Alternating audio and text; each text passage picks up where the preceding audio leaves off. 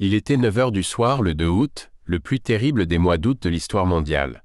On aurait pu croire que déjà la malédiction divine pesait lourdement sur un monde dégénéré, car un silence impressionnant ainsi qu'un sentiment d'expectative planait dans l'air suffocant, immobile.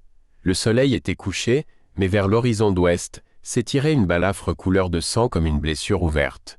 Au-dessus les étoiles brillaient, claires, et au-dessous les feux des bateaux scintillaient dans la baie. 2 Allemands se tenaient accoudés sur le parapet de pierre de la terrasse. La longue maison basse à lourds pignons étalait sa masse derrière eux. Ils regardaient la large courbe du rivage au pied de la grande falaise crayeuse sur laquelle von Bork s'était perché, tel un aigle errant 4 ans plus tôt. Leurs têtes se touchaient presque. Ils échangeaient des propos confidentiels. D'en bas, les bouts incandescents de leurs cigares devaient ressembler aux yeux d'un mauvais diable scrutant la nuit. Un homme remarquable, ce von Bork, sans rival pour ainsi dire, parmi tous les dévoués agents du Kaiser. Ses qualités l'avaient recommandé pour une mission en Angleterre, la plus importante de toutes. Depuis qu'il s'y était attelé, ses talents s'étaient vite affirmés dans l'esprit de la demi-douzaine de personnes au courant de son activité, et notamment de son compagnon du moment, le baron von Erling, secrétaire principal de la légation, dont la formidable Benz de 100 chevaux bloquait le chemin de campagne en attendant de ramener à Londres son propriétaire. Pour autant que je puisse juger des événements, disait le secrétaire, vous serez probablement de retour à Berlin avant une semaine. Quand vous arriverez, mon cher von Bork, je crois que vous serez surpris de l'accueil que vous recevrez. Je sais ce que l'on pense dans les cercles les plus élevés du travail que vous avez accompli dans ce pays. C'était un colosse, le secrétaire, grand, large, épais. Il s'exprimait avec lenteur et conviction, ce qui lui avait beaucoup servi dans sa carrière politique. Von Bork se mit à rire. Ils ne sont pas très difficiles à tromper, fit-il. Impossible de trouver un peuple plus docile, plus naïf. Je ne sais pas, répondit l'autre en réfléchissant. Ils ont des limites bizarres qu'il ne faut pas dépasser. Leur naïveté de surface est un piège pour l'étranger. La première impression est qu'ils sont complètement mous. Et puis on tombe soudain sur quelque chose de très coriace. Alors on sait qu'on a atteint la limite et il faut s'adapter au fait. Par exemple, leur convention insulaire exige d'être respectée. Vous voulez parler du bon ton et de ces sortes de choses ? Demanda von Bork en soupirant comme quelqu'un qui en a souffert beaucoup. J'entends le préjugé anglais dans toutes ces curieuses manifestations. Tenez, je vous citerai l'une de mes pires bévues. Je peux me permettre de parler de mes bévues car vous connaissez assez bien mon travail pour être au courant de mes réussites. Je venais d'arriver en poste. Je fus invité pour le week-end à une partie dans la maison de campagne d'un ministre du cabinet. La conversation fut d'une indiscrétion folle. Von Bork fit un signe de tête. J'y étais, dit-il. En effet. Eh bien, tout naturellement, j'ai envoyé à Berlin un résumé des renseignements obtenus. Pour mon malheur, notre brave chancelier a la main un peu lourde dans ce genre d'affaires, et il a transmis une observation qui montrait éloquemment qu'il savait ce qui avait été dit.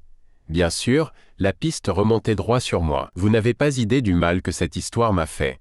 Je peux vous assurer qu'en l'occurrence, il ne restait rien de mou chez nos autres Anglais. J'ai mis 2 ans à faire oublier ce scandale. Mais vous, qui posez aux sportifs, non, ne m'appelez pas un poseur.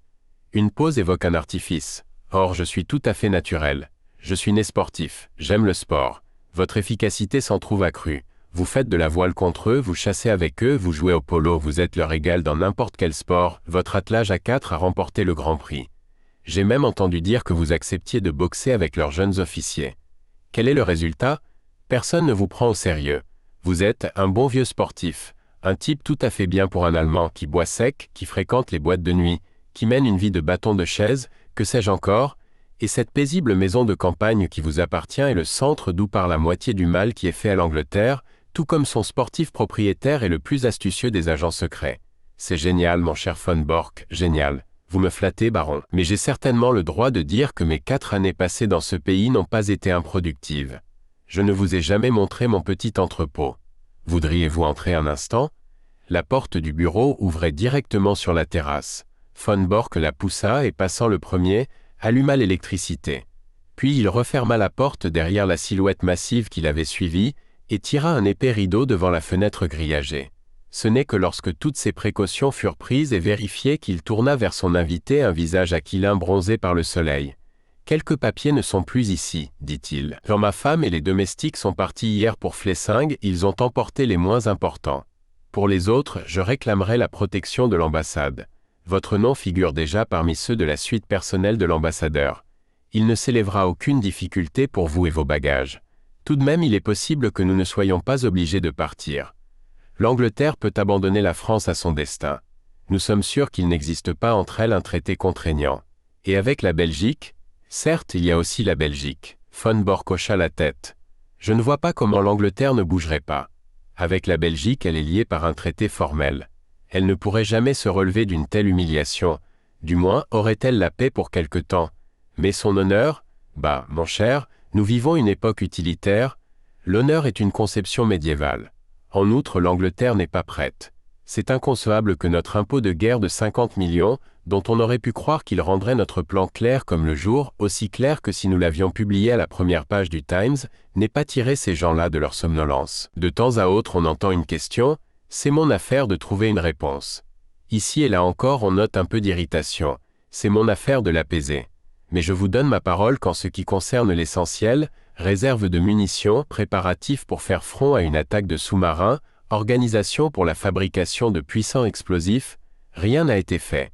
Comment donc l'Angleterre pourrait-elle intervenir, surtout quand nous l'occupons suffisamment avec la guerre civile d'Irlande, les suffragettes en furie et Dieu sait quoi, pour qu'elle centre ses pensées sur elle-même.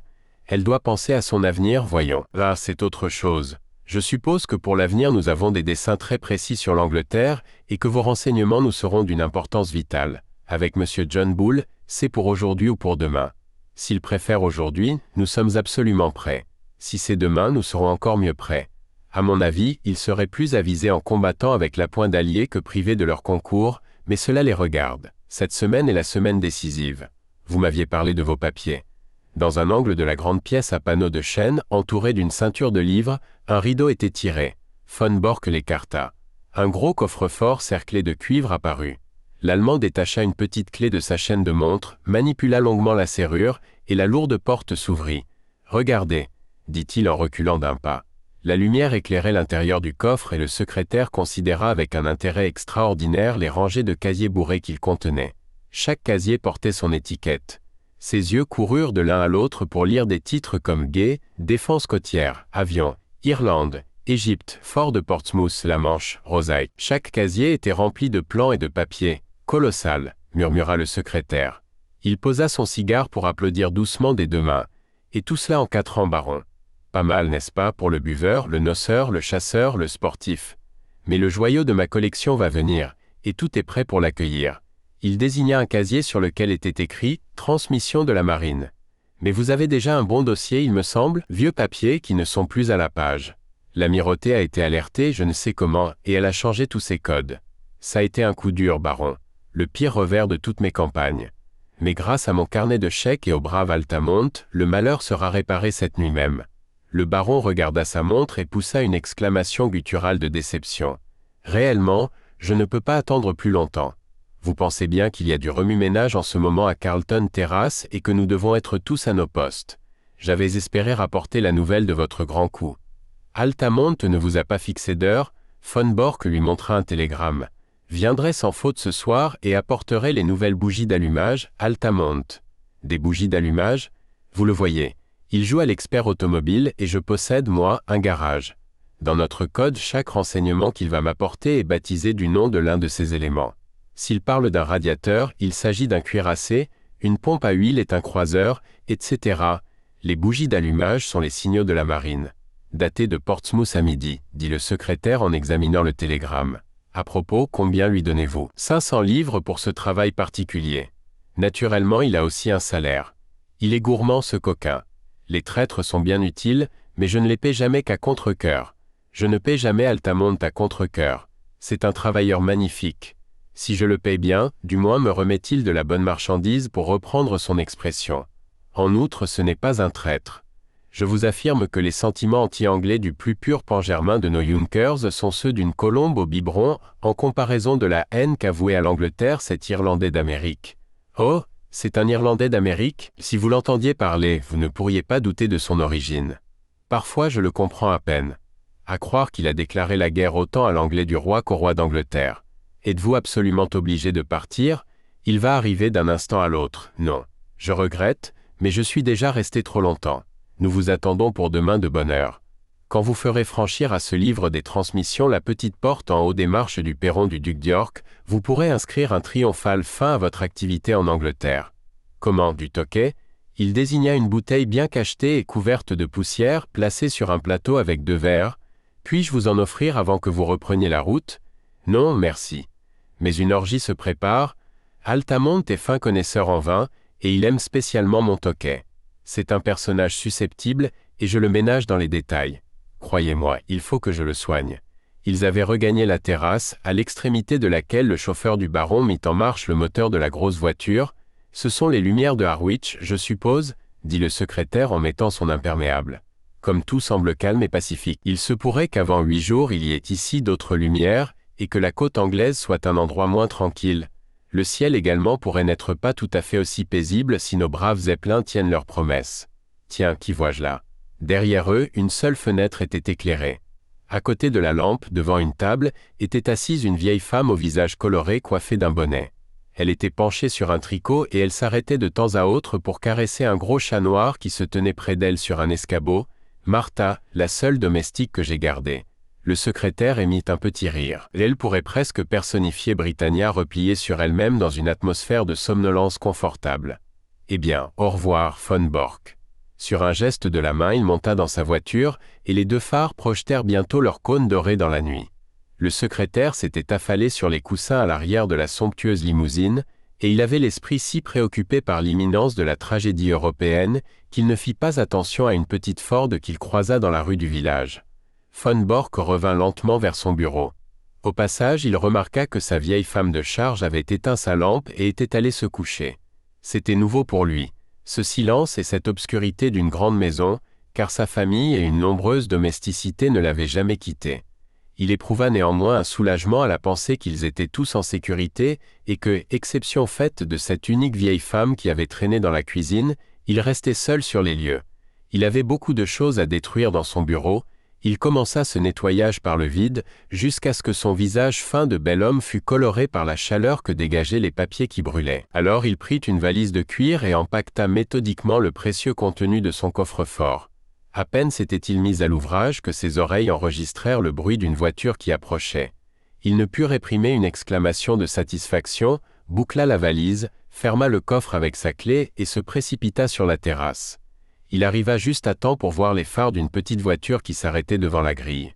Un voyageur en descendit, s'avança vers lui d'un pas vif, tandis que le chauffeur, un homme à la forte charpente et à la moustache grise, s'installait comme quelqu'un qui se résigne à une longue attente. « Alors » demanda avidement von Bork qui était accouru au-devant de son visiteur. Pour toute réponse, l'homme agita triomphalement au-dessus de sa tête un petit paquet enveloppé de papier brun. « Vous pouvez me serrer joyeusement la main ce soir, mister » cria-t-il. Je ramène enfin le gâteau. Les signaux, comme je l'ai dit dans mon télégramme. Toutes les transmissions, sémaphore, code des lampes Marconi. Une copie, si ça ne vous fait rien. Pas l'original, c'était trop dangereux. Mais de la bonne marchandise, de la marchandise conforme. Vous pouvez vous y fier. Il assena une grande claque sur l'épaule de l'Allemand avec une familiarité vulgaire qui amena une grimace sur le visage de l'autre. « Entrez, dit-il. Je suis seul à la maison. Je n'attendais plus que vous. Bien sûr, une copie vaut mieux que l'original. Si un original manquait, il changerait le tout. Vous êtes sûr que la copie est conforme ?» L'Irlandais d'Amérique avait pénétré dans le bureau et il étira ses longs membres sur un fauteuil. C'était un homme grand et maigre qui pouvait avoir 60 ans. Il avait le visage osseux et portait une courte barbe en bouc. Il aurait pu passer pour une caricature de l'oncle Sam. D'un coin de sa bouche pendait un cigare juteux à demi fumé. Une fois assis, il frotta une allumette pour le rallumer. Un petit déplacement en préparation, fit-il en regardant autour de lui. Dites, mister. Ses yeux étaient tombés sur le coffre-fort que le rideau avait mis à découvert. Tirez, vous n'allez pas me dire que vous gardez tous vos papiers là-dedans? Pourquoi pas? Sapristi, dans un truc pareil, et on vous prend pour un espion de classe? Mais n'importe quel cambrioleur yankee ouvrirait ça avec un ouvre-boîte. Si j'avais su que des lettres de moi iraient se perdre dans un machin comme ça, j'aurais été bien bête de vous avoir écrit une ligne. N'importe quel cambrioleur s'attaquerait en vain à ce coffre, répondit von Bork. Aucun instrument ne peut entamer son métal. Il y a la serrure. Non, c'est une serrure à double combinaison. Vous savez ce que je veux dire par là? Guidez-moi un peu, fit l'Américain. Pour que joue la serrure, il vous faut un mot et une combinaison de chiffres. Il se leva et montra autour du trou pour la clé un disque à double graduation. Le cercle extérieur est pour les lettres, le cercle intérieur pour les chiffres. Tiens, pas mal. Vous voyez que ce n'est pas aussi simple que vous le pensiez. Je l'ai fait faire il y a 4 ans. Savez-vous quel mot et quel chiffre j'avais choisi à l'époque? Cela me dépasse. Eh bien, j'avais choisi août comme mot, et 1914 comme chiffre. Nous y sommes. Le visage de l'Irlandais d'Amérique exprima une surprise admirative. Mais c'est formidable, vous êtes un prophète? Même dans mon pays, bien peu auraient été capables de deviner la date. Et pourtant elle est là. Demain matin je ferme et je pars. Dites, je crois que vous aurez à vous occuper de moi aussi. Je ne vais pas rester seul dans ce sacré pays. D'après ce que je prévois, John Bull va se dresser sur ses pattes de derrière et deviendra enragé avant 8 jours. J'aimerais mieux être de l'autre côté de l'eau à ce moment-là. Mais vous êtes citoyen américain? Eh oui, Jack James lui aussi était citoyen américain, ce qui ne l'empêche pas d'être en prison à Portland.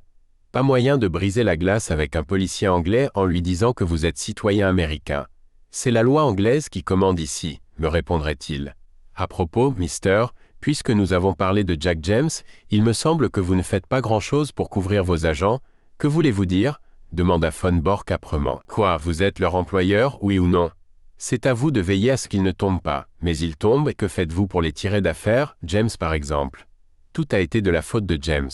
Vous le savez aussi bien que moi. Il n'était pas assez souple pour ce genre de travail. James avait une tête de cochon, je vous l'accorde. Mais prenez Hollis. C'était un fou, ma foi, il est devenu un peu cinglé sur la fin. Mais il y a de quoi déranger le cerveau d'un homme quand il lui faut jouer la comédie du matin au soir avec une centaine de types tout disposés à lui adresser les flics. Maintenant il y a Steiner. Von Bork tressaillit, pâlit. Que se passe-t-il pour Steiner? Eh bien ils l'ont eu, c'est tout. Ils ont fait une expédition sur son entrepôt la nuit dernière. Lui et ses papiers sont à la prison de Portsmouth. Vous allez filer. Mais lui, le pauvre diable, il aura à répondre devant un jury, et bien heureux sera-t-il s'il sauve sa tête. Voilà pourquoi je voudrais passer de l'autre côté de l'eau en même temps que vous. Von Bork était fort, maître de ses nerfs, mais cette nouvelle l'affecta visiblement. Comment ont-ils pu démasquer Steiner? Murmura-t-il. C'est un gros coup dur. Vous ne tarderez pas à en avoir un plus dur encore, car je crois qu'ils sont à mes trousses. Impossible, voyons. J'en suis sûr. Ma logeuse a reçu la visite de policiers qui l'ont questionné à mon sujet. Quand je l'ai su, j'ai compris que je n'avais pas autre chose à faire que disparaître au plus tôt. Mais ce que je voudrais bien comprendre, mister, c'est comment les flics sont au courant. Steiner est le 5e agent que vous avez perdu depuis que je marche avec vous. Je connais le 6e, si je ne bouge pas. Comment vous expliquez-vous cela? N'avez-vous pas honte de voir vos hommes torpiller les uns après les autres? Von Bork devint cramoisi. Comment osez-vous me parler sur ce ton? Si je n'osais pas de temps à autre, mister, je ne serais pas à votre service. Mais je vais vous dire sans phare tout ce que j'ai dans la tête. Je me suis laissé dire qu'avec vous, politicien allemand, quand un agent avait fait son travail, vous n'étiez pas mécontent de le voir mis à l'ombre. Von Bork bondit. Osez-vous insinuer que j'ai livré mes agents? Je ne vais pas jusque-là, mister, mais il y a un mouchard quelque part, et c'est à vous de l'identifier. De toute manière, je n'accepte plus de courir de risques. Je suis mûr pour la petite Hollande, et le plus tôt sera le mieux. Von Bork avait dompté sa colère. Nous avons été alliés trop longtemps pour nous disputer maintenant à l'heure de la victoire, dit-il. Vous avez fait un merveilleux travail, et vous avez pris des risques que je ne puis oublier. Par n'importe quel moyen, allez en Hollande. Là, vous pourrez trouver un bateau de Rotterdam pour New York. Aucune autre ligne ne sera sûre dans une semaine. Je vais prendre votre livre et l'emballer avec le reste. L'Américain avait gardé le petit paquet dans sa main. Il ne fit pas un geste pour le lâcher. Et le fric, demanda-t-il. Le quoi? La manne. La récompense. Les 500 livres. L'artilleur est devenu diablement gourmand sur la fin et il a fallu que je l'arrose de 100 $ supplémentaires. Sans quoi nous serions restés le bec dans l'eau, vous et moi. Rien à faire, qu'il me répétait. Et il ne voulait plus m'écouter. En tout, j'en ai eu avec lui pour 200 livres. Aussi, je ne vous remets le paquet que contre mon fric. Von Bork sourit amèrement. Vous ne paraissez pas avoir une très haute opinion de mon honneur, fit-il. Vous voulez l'argent avant que vous m'ayez donné le livre. Que voulez-vous, mister? Nous sommes en affaires. Très bien, comme vous voudrez. Il s'assit devant la table et remplit un chèque qu'il retira du carnet, mais il ne le tendit pas à son interlocuteur. Tirez. Après tout, puisque nous en sommes réduits à de tels rapports, monsieur Altamont, reprit-il, je ne vois pas pourquoi je me fierais à vous plus que vous ne vous fiez à moi. Il se retourna vers l'Irlandais d'Amérique et le regarda par-dessus son épaule. Tirez, le chèque est sur la table. Je tiens à examiner le contenu du paquet avant que vous ne le preniez. L'Irlandais d'Amérique le lui donna sans un mot. Von Bork défit la ficelle et retira 2 papiers d'emballage. Puis il demeura stupéfait devant le petit livre bleu qui apparut. Sur la couverture était écrit en lettres dorées « Manuel pratique d'apiculture ». Le maître espion n'eut pas le temps de contempler longtemps ce titre étrangement irrévérencieux. Une main de fer l'étreignit à la gorge, et une éponge chloroformée s'abattit sur son visage grimaçant. « Un autre verre, Watson », fit M. Sherlock Holmes en tendant la bouteille de Tokay impérial. Le robuste chauffeur, qui s'était assis près de la table, avança son verre avec une certaine avidité. « C'est un bon vin, Holmes. Un grand vin, Watson. Notre ami qui est sur le canapé m'a affirmé qu'il provient de la cave personnelle de François-Joseph à Schönbrunn. Seriez-vous assez aimable pour ouvrir la fenêtre, car les vapeurs de chloroforme ne facilitent pas la dégustation. » Le coffre était entrebâillé. Holmes, debout devant lui, en tira tous les dossiers, les examina rapidement, puis les rangea dans la valise de Von Bork. L'Allemand était allongé sur le canapé. Il ronflait en dormant. Une courroie ligotait ses bras.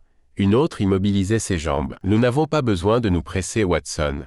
Nous ne risquons pas d'être interrompus. Voudriez-vous sonner ?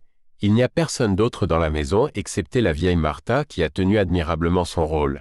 C'est elle qui m'a mise au courant quand j'ai pris l'affaire en main. Ah, Martha, vous serez heureuse d'apprendre que tout s'est bien passé. » La vieille femme était apparue sur le seuil. Elle s'inclina en souriant devant Sherlock Holmes, mais jeta un coup d'œil un peu inquiet vers la forme humaine étendue sur le canapé. « Il va bien, Martha, il n'a eu aucun mal.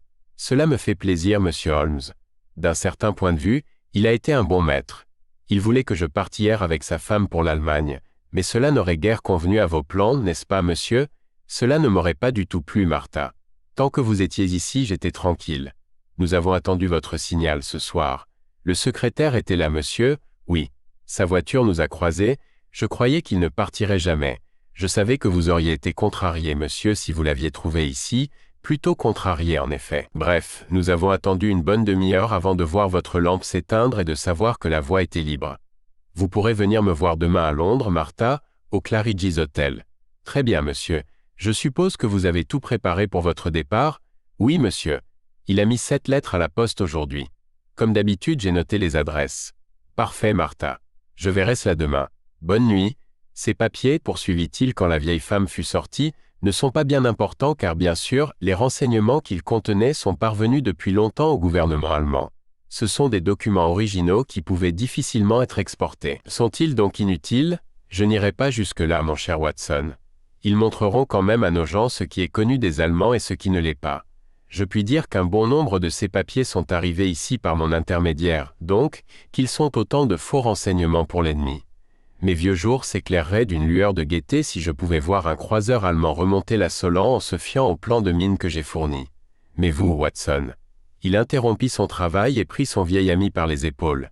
Tirez, je vous ai à peine regardé en pleine lumière. Comment supportez-vous le poids des ans ? Vous êtes toujours le même enfant joyeux que j'ai connu. Je me sens rajeuni de 20 ans, Holmes. J'ai rarement éprouvé un plaisir aussi vif lorsque j'ai reçu votre télégramme me priant de vous retrouver à Harwich avec la voiture. Mais vous, Holmes, vous n'avez presque pas changé. Sauf cet horrible bouc. Voilà les sacrifices que l'on consent à son pays, Watson, répondit Holmes en tirant sur sa petite touffe de barbe. Demain, ce bouc ne sera plus qu'un affreux souvenir. Avec mes cheveux coupés et quelques autres modifications de surface, je paraîtrai demain au Claridge's tel que j'étais avant ce déguisement américain. Mais vous vous étiez retiré, Holmes. Nous avions appris que vous viviez en ermite parmi vos abeilles et vos livres dans une petite ferme des South Downs. En effet, voici le fruit de mon existence paisible, le magnum opus de mes dernières années. Il prit le livre sur la table et lut le titre en entier, « Manuel pratique d'apiculture », avec quelques observations sur la ségrégation de la reine. Je l'ai écrit seul. Tel est le résultat de quantité de nuits de méditation et de jours de travail. J'ai surveillé le petit monde des abeilles avec autant d'intensité qu'à Londres je surveillais le monde du crime. Mais comment êtes-vous sorti de votre retraite ? Ah, je m'en étonne encore. J'aurais pu résister aux avances du ministre des Affaires étrangères, mais quand le Premier ministre a daigné me rendre visite sous mon humble toit, le fait est, Watson, que ce gentleman sur le canapé était un peu trop fort pour nos gens. Il est d'une classe exceptionnelle. Tout allait mal, et personne ne comprenait pourquoi tout allait mal.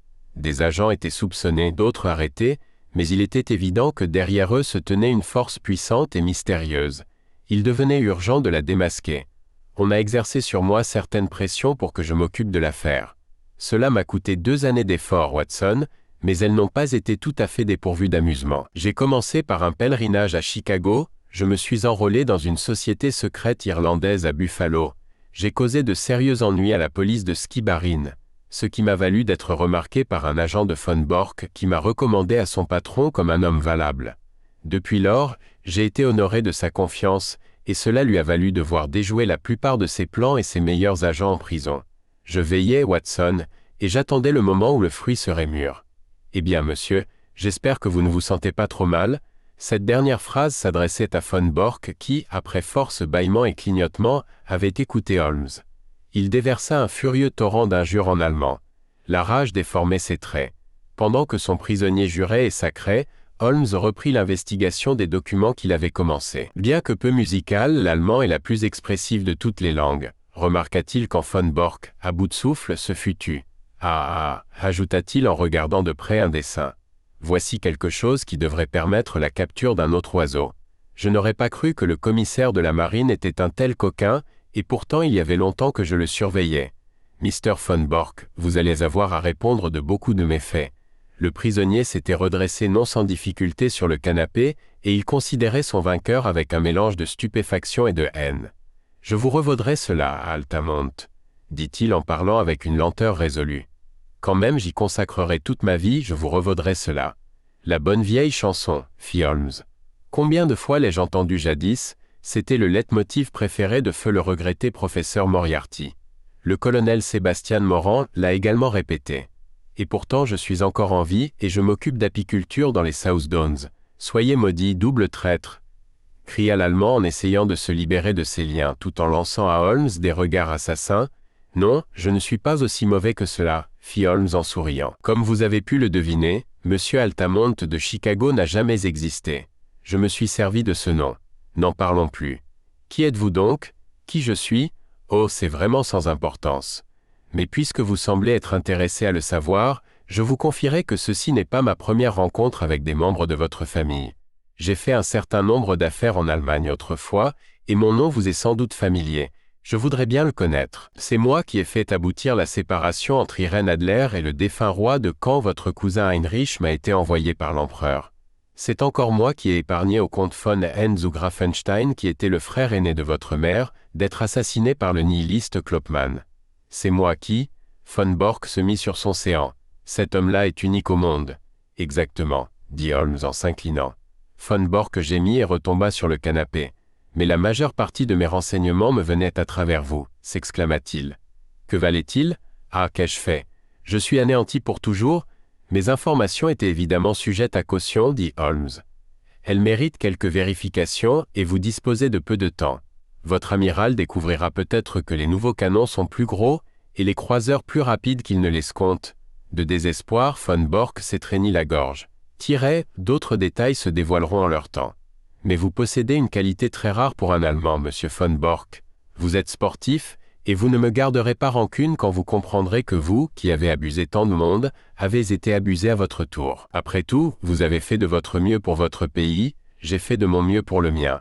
Quoi de plus naturel? En outre, il posa doucement une main sur l'épaule de l'homme prostré.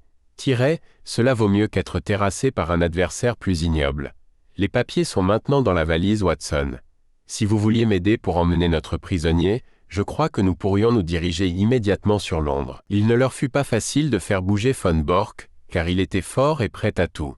Finalement, en lui tenant chacun un bras, les deux amis lui firent descendre l'allée du jardin qu'il avait remontée avec tant d'orgueilleuse confiance quand il avait reçu quelques heures plus tôt les compliments du diplomate.